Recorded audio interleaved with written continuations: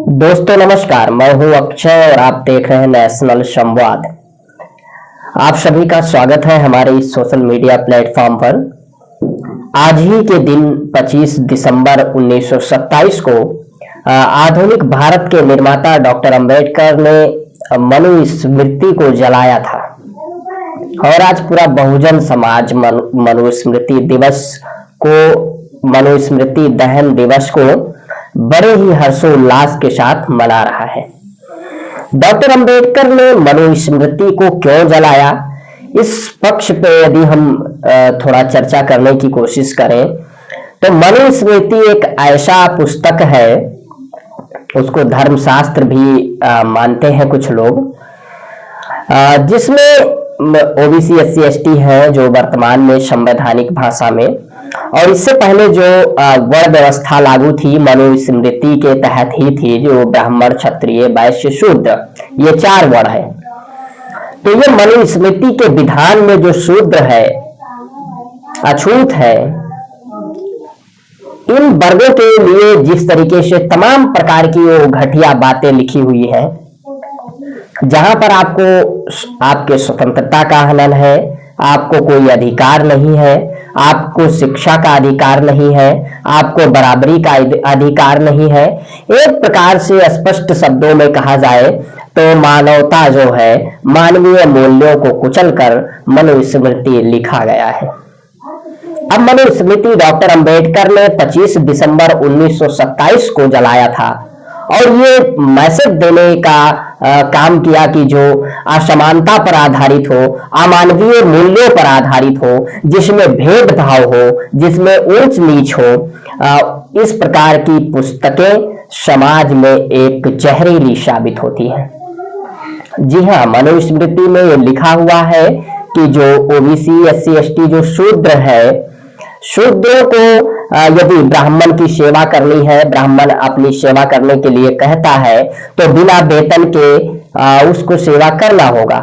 क्योंकि वो ब्राह्मण ने शूद्र को इसीलिए पैदा किया है कि वो ब्राह्मण क्षत्रिय वैश्य का सेवा कर सके। और मनुस्मृति में तमाम वो प्रकार की घटिया बातें हैं जहां पर महिलाओं को, शूद्रों को शिक्षा का अधिकार नहीं है और वहां पर एक कोई बराबरी का वो नहीं है। तो इस प्रकार से मनुस्मृति को डॉक्टर अंबेडकर ने इसीलिए जलाया कि वहां पर महिलाओं को स्वतंत्रता, समानता का अधिकार नहीं, शूद्रों को अधिकार नहीं। और मनुस्मृति में ये लिखा हुआ है कि ब्राह्मण ब्रह्मा के मुख से पैदा हुआ है, क्षत्रिय ब्रह्मा के भुजाओं से पैदा हुआ है और वैश्य ब्रह्मा के जांघ से पैदा हुआ है और शूद्र ब्रह्मा के पैरों से पैदा हुआ है, जिसका काम है इन सभी उच्च वर्गों का, ब्राह्मण क्षत्रिय वैश्य का सेवा करना। सोचिए, महिलाओं को पढ़ने का अधिकार नहीं था और डॉक्टर अंबेडकर ने संविधान को जलाया। आज करोड़ों वंचितों, उपेक्षितों, पिछड़ों, शूद्रों, ओबीसी एससी एसटी के लोगों को बड़े ही हर्षोल्लास के साथ मनुस्मृति दहन दिवस को मनाना चाहिए। और मनुस्मृति को जलाने वाले डॉक्टर बाबा साहब भीमराव अंबेडकर जी भारत के संविधान के रचनाकार बने, भारत के प्रथम कानून मंत्री रहे और दुनिया का सर्वश्रेष्ठ संविधान भारत को बाबा साहब डॉक्टर अंबेडकर ने दिया, जिस संविधान में धर्मनिरपेक्षता की, समानता की, भाईचारे की, बराबरी की, स्वतंत्रता की बात की गई है, समता मूलक समाज की बात की गई है, महिला पुरुषों, सामान्य वर्ग, पिछड़े वर्ग, schedule caste, schedule tribe, tribals, minority, सभी को समान रूप से अधिकार प्राप्त है। और ये संविधान 26 जनवरी 1950 को लागू हुआ। संविधान सभा में डॉक्टर अंबेडकर ने जो बातें कही थी, जब भारत में 26 जनवरी 1950 को संविधान लागू हुआ तो दुनिया भर में बाबा साहब डॉक्टर भीमराव अंबेडकर जी की प्रशंसा हुई और तमाम उन प्रशंसकों का बाबा साहब डॉक्टर भीमराव अंबेडकर ने आभार व्यक्त करते हुए कहा था, संविधान सभा के सदस्यों और प्रारूप समिति के मेरे सहकर्मियों ने मेरा जो अभिनंदन किया है उससे मैं इतना अधिक भाव विभोर हूं कि आपके प्रति अपनी कृतज्ञता प्रकट करने के लिए मेरे पास कोई शब्द नहीं है। मैं संविधान सभा में अनुसूचित जातियों के हितों की रक्षा के लिए महत्वाकांक्षा लेकर आया था। मैंने ये सपने में भी नहीं सोचा था कि मुझे प्रारूप समिति का सदस्य चुना जाएगा। मैं इससे हैरान रह गया, लेकिन जब प्रारूप समिति ने मुझे इसका अध्यक्ष चुना तो मेरे आश्चर्य की कोई सीमा नहीं रही। मैं संविधान सभा और ड्राफ्टिंग कमेटी का आभारी हूं कि उन्होंने मुझ पर इतना बड़ा विश्वास प्रकट कर तथा अपना साधन बनाकर मुझे देश सेवा करने का अवसर दिया। इस तरह नए संविधान के साथ ही देश में एक नए युग की शुरुआत होती है और 26 जनवरी 1950 को भारत में संविधान लागू होता है, जिसके तहत सभी भारतीयों को एक